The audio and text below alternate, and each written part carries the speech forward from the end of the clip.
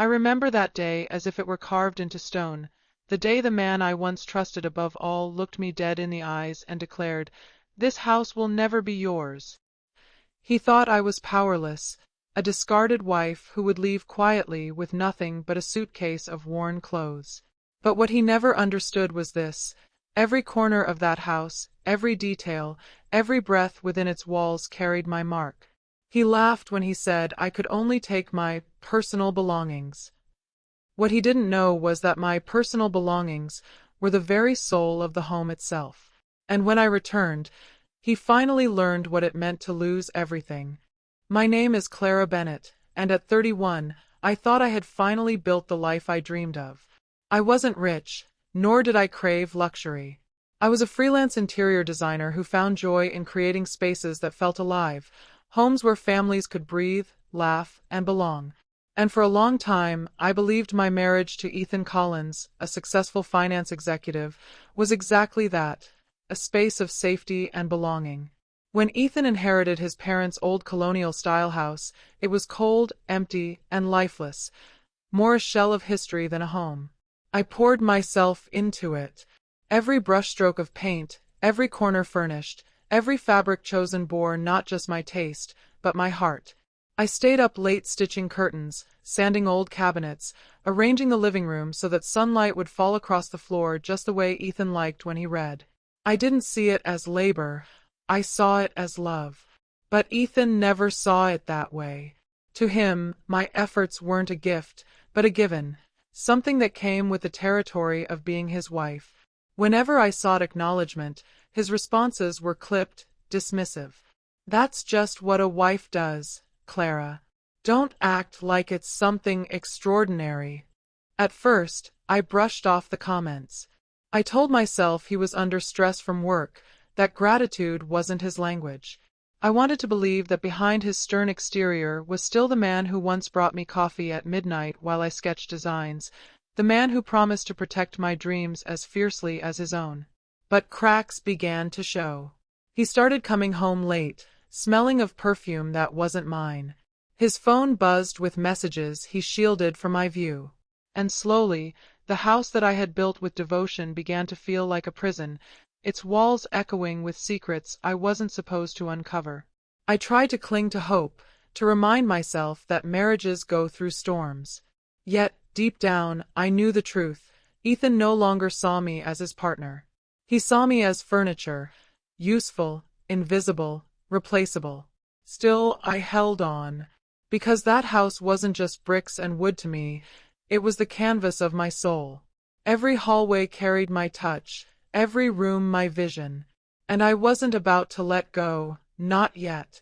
What I didn't know then was that Ethan had already made his decision.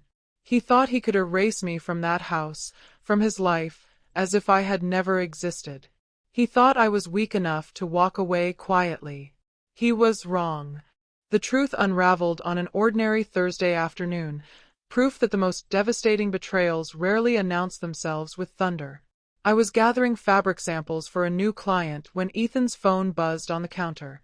He had left it behind in his rush to work. Normally, I would never intrude. But that day, instinct guided my hand. I opened the screen, and there it was. Dozens of messages. Some playful, some intimate, all unmistakable. And every single one from Sophie, his young assistant.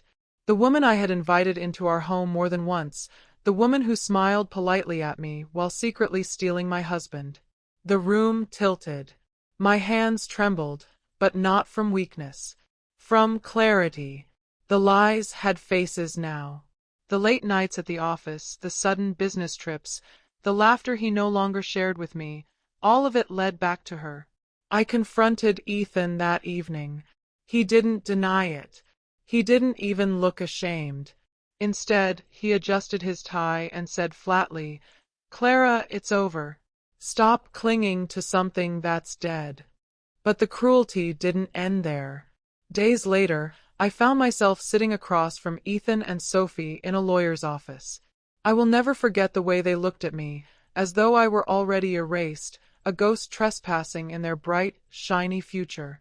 Ethan leaned back in his chair, his voice as cold as the ink on the divorce papers. "Clara, we signed an agreement. The house stays with me. You can only take what belongs to you, your personal things." He said personal as though the word were an insult. As if the curtains I stitched, the walls I painted, the soul I poured into every corner were meaningless. As if I was meaningless. And then Sophie, with her youthful smirk, twisted the knife deeper. She tilted her head, eyes brimming with disdain, and whispered, "Someone like you doesn't have anything worth taking anyway." Her laughter filled the room, light and cruel, echoing in my ears long after the meeting ended. That was the moment something inside me shattered, but not into pieces. Into sparks. Because while they thought they had broken me, what they had really done was ignite me. My chest burned not just with grief, but with fury. I saw, suddenly, how small they were, so certain of their victory, so blind to the strength they had awoken. I walked out of that office carrying nothing but a battered leather folder and my pride. And yet, in that very moment, I carried more power than they could ever imagine. They thought they had taken my home. They thought they had stripped me of everything. But what they had really done was give me a reason to fight. I did not weep. I did not beg. That was what Ethan and Sophie expected of me, a broken woman gathering scraps of her former life. Instead, I learned to master silence. In that silence, I began to work. The first step was documentation. I opened the drawers where I kept my receipts, contracts, and invoices. Years of careful record-keeping, the sort Ethan always mocked me for, now became my greatest weapon. Every rug, every lamp, every chair and table had its proof of purchase. My name was on every bill. My signature, not his, lined the bottom of every agreement.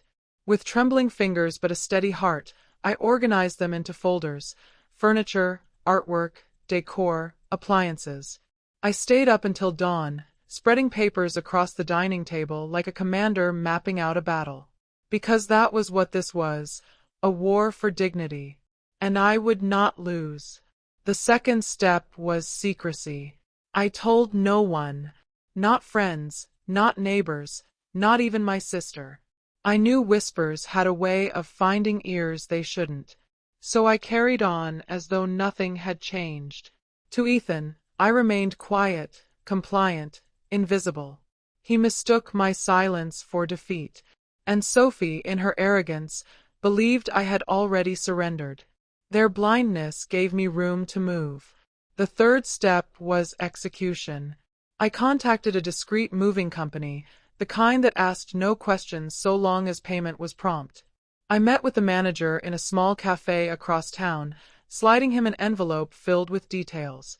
He raised an eyebrow when I explained the task, but when I handed him the down payment in cash, he nodded. "When do you want it done?" he asked. "On the day the divorce is finalized," I replied. "Not a moment before." That date became my beacon.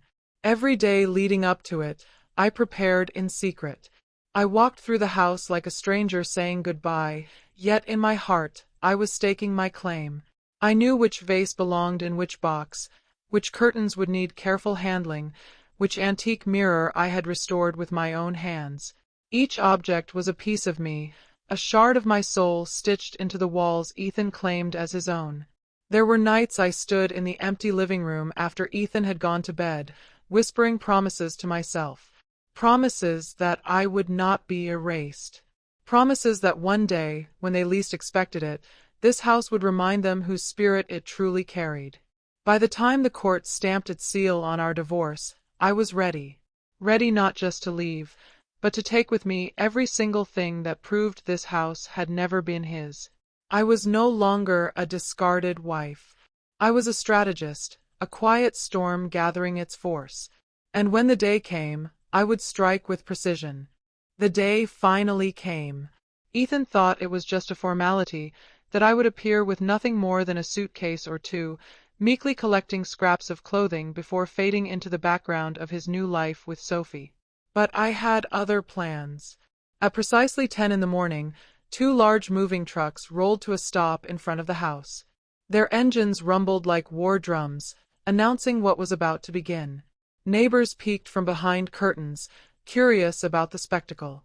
I stepped out of my car, calm and composed, carrying a single folder, the documents that gave me the power to reclaim everything I had built. When I walked through the front door, Sophie was lounging on the couch I had chosen years ago, scrolling through her phone. She looked up with a smirk. "Oh, Clara, back for your little suitcase." I didn't answer. Instead, I turned and signaled to the movers. Within moments, the quiet house erupted with the sound of footsteps, cardboard boxes unfolding, and furniture being lifted. It didn't take long for Sophie's smirk to disappear. "Wait, what are you doing?" she shrieked as two men carefully removed the chandelier she had once boasted about to her friends. I faced her with a steady gaze, my voice calm but cutting. "I'm taking my personal belongings." Her face turned crimson. "That's not personal. That's the house." I opened the folder and held up a receipt with my signature and date. "No, Sophie. That's mine." Ethan arrived just as the antique dining table, restored by my own hands, was carried out the door. His confident stride faltered when he saw the trucks, the movers, and the rapidly emptying rooms. His jaw tightened, his eyes wide with disbelief. "Clara," he barked, "you can't take everything." I tilted my head. "Can't I? Every piece you see leaving this house, I bought. I restored. I created. You called it my duty as a wife. I call it my property." One by one, the rooms were stripped bare. The luxurious rug Sophie adored vanished. The velvet drapes she bragged about were carefully packed. Even the wallpaper, yes, the one she claimed matched her sophisticated style, was peeled away by the professionals I had hired in advance. Sophie grew hysterical, pacing, screaming, threatening to call the police. But when I calmly presented every receipt to the officer Ethan had summoned in desperation, the man simply nodded and told them there was nothing illegal about what I was doing. By late afternoon, the house stood hollow. The once grand living room echoed with emptiness. No laughter, no warmth, just bare walls and cold air. Ethan's face had lost all color, and Sophie clutched her phone like it could somehow save her from the humiliation. I paused at the doorway, taking one final look at the stripped-down house. Then I turned to them both, my expression unreadable, and said, "Enjoy your new life together, in your house." I let the silence hang for a moment before adding, softly but with sharp finality, "Funny how empty it feels without me." And with that, I walked away, leaving them behind in a hollow shell of what they thought was theirs. For a few days after the movers left, silence wrapped itself around that once grand house like a suffocating blanket. Sophie, who had strutted around like a queen in her borrowed palace, lasted only a short while. The echo of her high heels against bare floors was too much for her fragile pride to bear. The luxury she had flaunted on social media was gone, stripped away piece by piece. There was nothing left for her to photograph, nothing to boast about. By the third night, she packed her bags and disappeared. I imagine she told herself she deserved better, but the truth was, she couldn't survive in a home that mirrored her emptiness. And then there was Ethan. He called me first in anger, his voice raised, demanding explanations. But demands turned into pleading as reality sank in. Each call became more desperate than the last. His once commanding tone dissolved into something unrecognizable, fear. Finally, one evening, he left a voicemail. His voice cracked as he confessed, "Clara, I can't stand it anymore. The house is unbearable without you. I thought I wanted freedom, I thought I wanted Sophie, but I was wrong. Please, come back. Please make it whole again." When I heard his words, I didn't feel sorrow or temptation. I felt clarity. For so many years, I had been invisible in his eyes, my efforts dismissed, my love taken for granted. And now, stripped of everything I had given him, Ethan finally saw the truth. he had built nothing. It had always been me. When I finally answered one of his calls, my voice was steady, almost serene. "Ethan, you misunderstand," I said. I didn't walk away. I reclaimed what was mine. You thought you could discard me and keep the life I built, but that life was never yours. It was always mine. There was silence on the line, then a faint, trembling breath. For the first time in all the years I'd known him, Ethan Whitmore sounded small. Broken. That was the last time we spoke. I never returned to that house, and I never needed to. My belongings filled my new home, but more importantly, I filled it with peace, with strength, with the satisfaction of knowing that I had taken back not just my possessions, but my dignity. Revenge, they say, is best served cold. But mine wasn't cold. It was deliberate, precise, and deeply satisfying.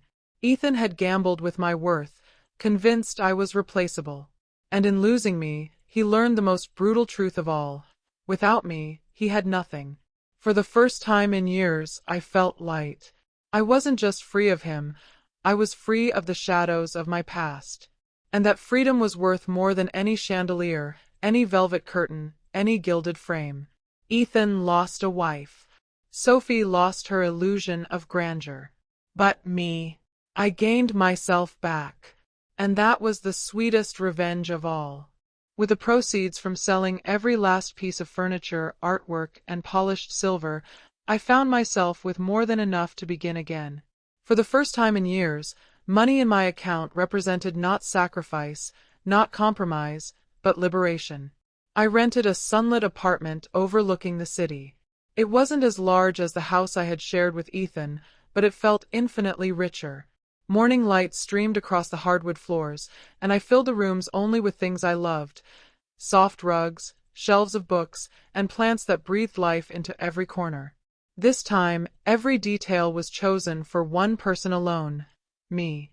There was no Ethan demanding approval, no Sophie sneering at my taste. I was free to design a home that reflected who I was, not who I was supposed to be. Each item I placed was more than decoration. It was a declaration, a quiet but powerful reminder. I have rebuilt, and I have rebuilt stronger. My days began to take on a new rhythm. I joined a local art class, something I had always put aside because Ethan dismissed it as a waste of time. I discovered a love for painting, for colors that mirrored my emotions on canvas. I hosted dinners with old friends, friends Ethan had pushed away, serving simple meals at a table I bought myself. We laughed, we reminisced, and they told me I looked lighter, younger, more alive. They were right. Word eventually spread that Sophie had abandoned Ethan completely, moving on to another man with more resources. Ethan, meanwhile, remained in that hollow house, stripped bare not only of furniture but of pretense. I never heard from him again, but whispers reached me. He was bitter, lonely, a man haunted by his own arrogance. And that was fine by me. His misery was no longer my concern. What mattered was the peace I had reclaimed. For years I had defined myself by what I could give to others: my loyalty, my patience, my forgiveness. Now I was finally learning to define myself by what I gave to me: strength, joy, freedom. Standing by the wide windows of my new apartment, I often caught myself smiling at the skyline. I thought of the woman I once was, the woman who cried behind closed doors, who bent over backwards for a man who never valued her. She was gone. In her place stood someone wiser, steadier, unafraid. I hadn't just taken my furniture back. I had taken my dignity, my independence, and my future. And in doing so, I wrote the ending of my story, not as a victim, but as a victor. Because justice doesn't always come from courts or laws. Sometimes, justice is simply reclaiming what was yours all along and finally choosing yourself.